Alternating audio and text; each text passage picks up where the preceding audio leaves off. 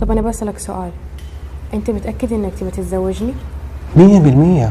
ما برتبط مع أحد غيرك. بس أنا أحس إنك قاعد تضحك علي. ليش أضحك عليكي؟ أنت عارفة إني أنا أبغاكي، أنت عارفة إني مرة أحبك أنا. طيب إذا أنت من جد تحبني أثبت لي هذا الشيء وتقدم لي. شوفي، أنا جاهز من جد، وأنت عارفة لو أبوكي قدامي كانت قدمت لك. أحلف. رب المصحف.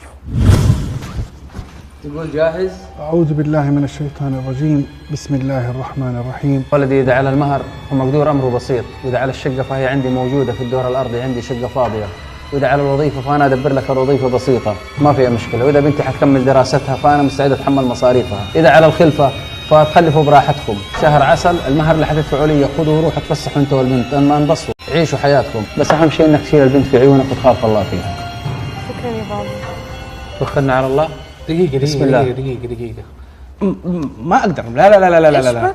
فكوني من فكرة الزواج، لسه ورايا لعب، ورايا لسه ما شفت الدنيا. أنا إيش بك أنت؟ ايش تدور؟ قلت لي انك مستعد تتزوجني. ما أبغى أتزوج، أنت عارفة يعني الزواج مصاريف، بحليب، بزورة، كل بيت. إيش بك؟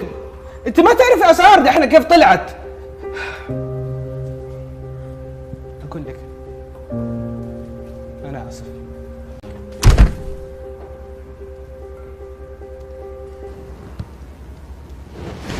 شفتي يا بنتي؟ من هالعينات كثير، انتبهي منهم.